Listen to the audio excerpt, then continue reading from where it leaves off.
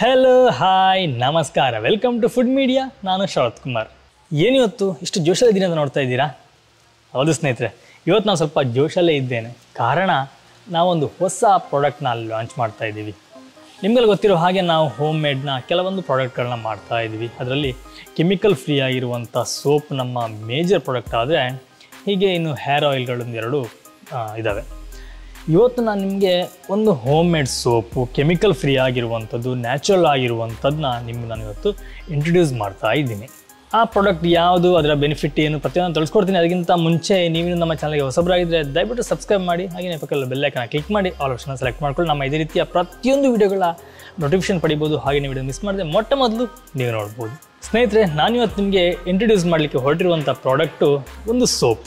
ನನ್ನ ಕೈಯಲ್ಲಿದೆ ನೋಡಿ, ಇದು ಹೋಮ್ ಮೇಡ್ ಸೋಪು. ಮುಲ್ತಾನಿ ಮಿಟ್ಟಿ ಮತ್ತು ಮಿಲ್ಕ್, ನಮ್ಮ ದನದ ಹಾಲನ್ನು ಸೇರಿಸಿ ಮಾಡಿರುವಂಥ ಸೋಪು, ನ್ಯಾಚುರಲ್ ಆಗಿ.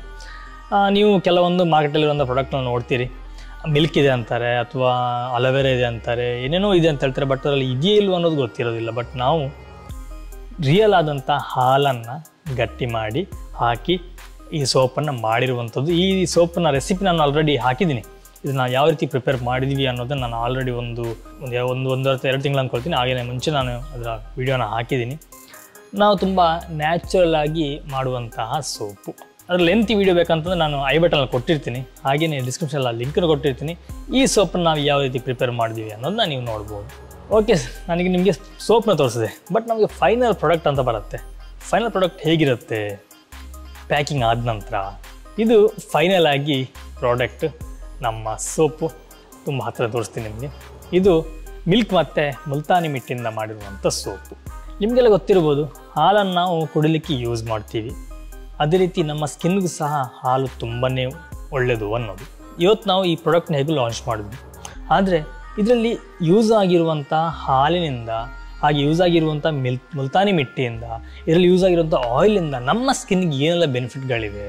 ನಾನು ಮೊದಲು ಇದರಲ್ಲಿ ಹಾಕಿರುವಂಥ ಆಯಿಲ್ ಬಗ್ಗೆ ಹೇಳ್ತೀನಿ. ಈ ವಿಡಿಯೋನ ತುಂಬ ಬೇಗ ಮುಗಿಸ್ಬಿಡೋಣ, ಯಾಕಂತಂದರೆ ಇದ್ರ ಬಗ್ಗೆ ಡೀಟೇಲ್ ಆಗಿ ಆಲ್ರೆಡಿ ನಾನು ಹೇಳಿದ್ದೀನಿ ನಿಮಗೆ. ಹಾಗಾಗಿ ಇಲ್ಲಿ ನಾನು 4 ರೀತಿಯ ಆಯಿಲ್ನ ಯೂಸ್ ಮಾಡ್ತೀನಿ. ಒಂದು ಕೊಕೊನಟ್ ಆಯಿಲು, ಆಲಿವ್ ಆಯಿಲು, ಹರಳೆಣ್ಣೆ ಮತ್ತು ಎಳ್ಳೆಣ್ಣೆ. ಈ 4 ಆಯಿಲ್ನ ಯೂಸ್ ಮಾಡ್ತೀವಿ. ನಾವು ಮಾಡುವಂಥ ಸೋಪ್ಗಳು ಹಿಂದೆ ನಮ್ಮ ಸಾಂಪ್ರದಾಯಿಕ ಗಿಡಮೂಲಿಕೆ ಅಥವಾ ನಮ್ಮ ಸಾಂಪ್ರದಾಯಿಕ ಆಯುರ್ವೇದದಲ್ಲಿ ಏನು ಉಲ್ಲೇಖ ಇದೆಯೋ ಅದೇ ರೀತಿ ನಾವು ಸೋಪನ್ನು ಮಾಡಿರುವಂಥದ್ದು. ಈ ರೀತಿ ಸೋಪ್ಗಳನ್ನು ನಮ್ಮ ಕರ್ನಾಟಕದಲ್ಲಿ ತುಂಬ ಕಡಿಮೆ, ಎಲ್ಲೂ ನಾನು ಕರ್ನಾಟಕದಲ್ಲಿ ಇಲ್ಲ. ಅದು ಬಿಟ್ಟು ನಿಮಗೆ ಕೇರಳ ಮತ್ತು ತಮಿಳ್ನಾಡು ಕಡೆಲ್ಲ ಮಾಡ್ತಾರೆ. ಆದರೆ ಈ ರೀತಿಯಾಗಿ ಹೋಮ್ ಮೇಡ್ ಸೋಪು ತುಂಬ ಫೇಮಸ್ ಆಗಿರೋದು ಅಂತಂದರೆ ನಮ್ಮ USA ಹಾಗೆ ಔಟ್ ಆಫ್ ಕಂಟ್ರಿಗಳಲ್ಲಿ. ಯಾಕಂತಂದರೆ ಅಲ್ಲಿ ತಮ್ಮ ಸ್ಕಿನ್ ಬಗ್ಗೆ, ತಮ್ಮ ಹೆಲ್ತ್ ಬಗ್ಗೆ ತುಂಬಾ ಜಾಗ್ರತೆ ವಹಿಸ್ತಾರೆ. ಮಾರ್ಕೆಟಲ್ಲಿ ಬರುವಂಥ ಕೆಮಿಕಲ್ ಸೋಪ್ಗಳಿಂದ ಸ್ಕಿನ್ನ ಹೆಲ್ತ್ ಹಾಳಾಗ್ತಾ ಇದೆ. ಸ್ಕಿನ್ ಕ್ಯಾನ್ಸರ್ಗಳು, ಹಲವಾರು ಸ್ಕಿನ್ ಒಂದು ಕಾಯಿಲೆ ಬರಲಿಕ್ಕೆ ಕಾರಣ ಈ ಸೋಪ್ ಆಗಿರೋದ್ರಿಂದ ಅಲ್ಲಿ ಈ ಹೋಮ್ ಮೇಡ್ ಸೋಪ್ನ ಮೊರೆ ಹೋಗ್ತಾರೆ. ಅದಾದ ನಂತರ ತಮ್ಮ ಹೆಲ್ತ್ನ ಚೆನ್ನಾಗಿ ಆಗುತ್ತೆ, ಆ ಸ್ಕಿನ್ ಪ್ರಾಬ್ಲಮ್ಸ್ ಎಲ್ಲ ಕಡಿಮೆ ಆಗುತ್ತೆ. ಹಾಗಾಗಿ ಅಲ್ಲಿ ತುಂಬ ಮೋಟಿವೇಶನ್ ಮಾಡ್ತಾರೆ ಈ ಹೋಮ್ ಮೇಡ್ ಸೋಪ್ಗಳಿಗೆ. ಬಟ್ ಇಲ್ಲಿ ಇವಾಗ ಪ್ರಚಲಿತ ಬರ್ತಾ ಇದೆ. ಇನ್ನು ಮುಂದಿನ ದಿನಗಳಲ್ಲಿ ಸ್ವಲ್ಪ ಮಾರ್ಕೆಟ್ ಬರಬಹುದು. ಇಲ್ಲಿ ಮಾರ್ಕೆಟ್ ಹಾಕಿಲ್ಲ ಅಂತಂದರೆ ಸ್ವಲ್ಪ ಜನಕ್ಕೆ ವಿಷಯ ಗೊತ್ತಿಲ್ಲ ಕರೆಕ್ಟಾಗಿ. ಈ ಹೋಮ್ ಮೇಡ್ ಸೋಪ್ ಅಂದರೆ ಏನು, ಇದರಲ್ಲಿ ಯಾವ ರೀತಿ ಪ್ರಿಪೇರ್ ಮಾಡ್ತಾರೆ ಅಂತೇಳಿ ಕೆಲವರು ಕ್ವಶನ್ ನನಗೂ ಹಾಕ್ತಾರೆ. ಕೆಮಿಕಲ್ ಇಲ್ಲ ಅಂತ ಹೇಳ್ತಾರೆ, ಕೆಮಿಕಲ್ ಹಾಕಿದ್ರೆ ಸೋಪ್ ಮಾಡೋದು ಹೇಗೆ ಅಂತೇಳಿ 100% ಸಾಧ್ಯ ಇದೆ ಸ್ನೇಹಿತರೆ. ಯಾರಾದರೂ SLC ಎಲ್ಲ ಓದಿದರೆ ನಿಮಗೆ 8ನೇ ಕ್ಲಾಸು 9ನೇ ಕ್ಲಾಸಲ್ಲೆಲ್ಲ ಸೊಫಿನಿಕೇಷನ್ ಅನ್ನೋ ಒಂದು ಕಾನ್ಸೆಪ್ಟ್ ಬರುತ್ತೆ. ಆ ಕಾನ್ಸೆಪ್ಟಲ್ಲಿ ಏನಿದೆಯೋ ಅದೇ ಸೋಪು. ನಾವು ಅವತ್ತದನ್ನ ಕೇಳಿಬಿಟ್ಟಿರ್ತೀವಿ. ಬಟ್ ಈಗ ಈ ಫೀಲ್ಡಿಗೆ ಬಂದ ನಂತರ, ಇದನ್ನು ನಾನು ಮಾಡಲಿ ಸ್ಟಾರ್ಟ್ ಮಾಡಿದ ನಂತರ ನನಗೆ ಆ ಸೊಫಿನಿಕೇಷನ್ ಅನ್ನೋದು ಏನು ಅನ್ನೋದು ಅರ್ಥ ಆಯಿತು. ಓಕೆ, ನಾನು ಇದ್ರ ಬಗ್ಗೆ ಹೆಚ್ಚೇನು ಹೇಳಿಕ್ಕೆ ಹೋಗ್ತಿಲ್ಲ. ಓಕೆ, ನಾವು ಫಸ್ಟು ಸೋಪಿನ ಬಗ್ಗೆ ಸಂಪೂರ್ಣವಾಗಿ ಮಾಹಿತಿನ ತಿಳ್ಕೊಳ್ಳೋಣ.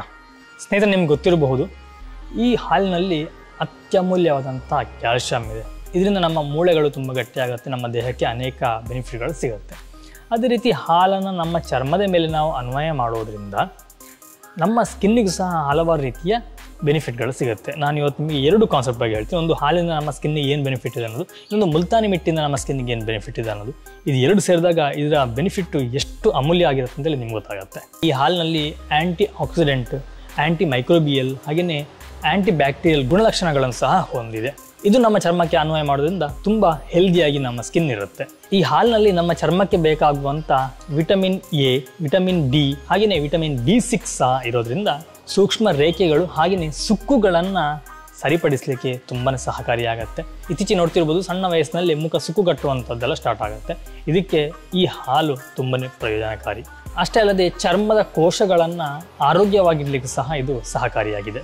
ಹಾಲಿನಲ್ಲಿ ಲ್ಯಾಟಿಕ್ ಆಮ್ಲ ಇರೋದ್ರಿಂದ ಇದು ನಮ್ಮ ಚರ್ಮದಲ್ಲಿ ಸತ್ತ ಜೀವಕೋಶಗಳನ್ನು ತೆಗೆದುಹಾಕಿ ಕಲೆರಹಿತವಾಗಿ ನಮ್ಮ ತ್ವಚೆಯನ್ನು ಇಡಲಿಕ್ಕೆ ಸಹಕಾರಿಯಾಗುತ್ತೆ. ನಾನು ನಿಮ್ಗೆ ಆವಾಗಲೇ ಹೇಳಿದೆ ಇದರಲ್ಲಿ ಕ್ಯಾಲ್ಸಿಯಂ ಇದೆ ಅಂತ ಹೇಳಿ. ಈ ಕ್ಯಾಲ್ಸಿಯಂ ನಮ್ಮ ದೇಹದ ಒಳಗೆ ಅಲ್ಲದೆ ನಮ್ಮ ದೇಹದ ಹೊರಗೂ ಸಹ ಕೆಲಸ ಮಾಡುತ್ತೆ.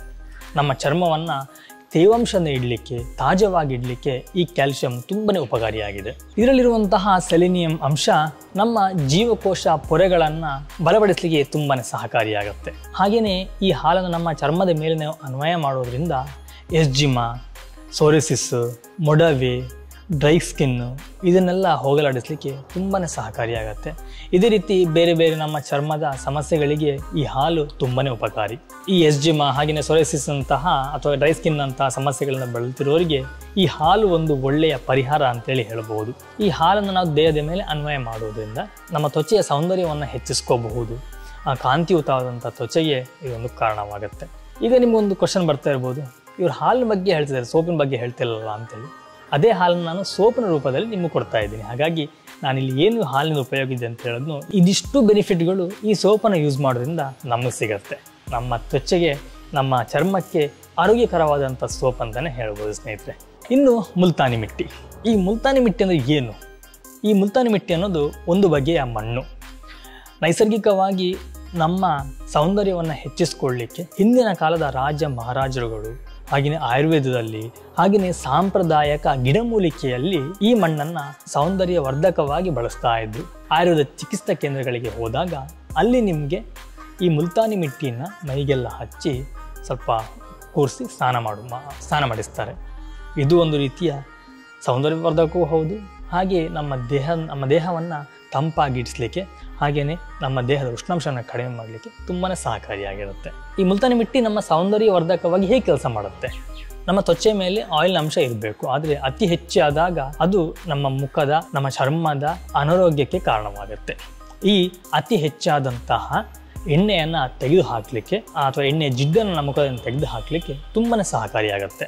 ಈ ಎಣ್ಣೆ ಅಂಶ ನಮ್ಮ ಮುಖದ ಮೇಲೆ ನಿಲ್ಲೋದ್ರಿಂದ ಮೊಡವೆ ಬರುತ್ತೆ, ಕೆಲವೊಂದು ಕಪ್ಪು ಕಲೆಗಳು ಸ್ಟಾರ್ಟ್ ಆಗುತ್ತೆ. ಈ ಎಣ್ಣೆ ಹೋದರೆ ಮೊಡವೆ ಹೋಗುತ್ತೆ, ಕಪ್ಪು ಕಲೆಗಳು ಸಹ ಹೋಗುತ್ತೆ. ಇನ್ನು ಕೆಲವರಿಗೆ ಮುಖದಲ್ಲಿ ಎಣ್ಣೆ ಅಂಶ ಕಮ್ಮಿ ಇರುತ್ತೆ, ಆದರೆ ಮೊಡವೆಗಳಿರುತ್ತೆ. ಇದಕ್ಕೂ ಸಹ ಈ ಮುಲ್ತಾನಿ ಮಿಟ್ಟಿ ಚಿಕಿತ್ಸೆಯಾಗಿ ಕೆಲಸ ಮಾಡುತ್ತೆ.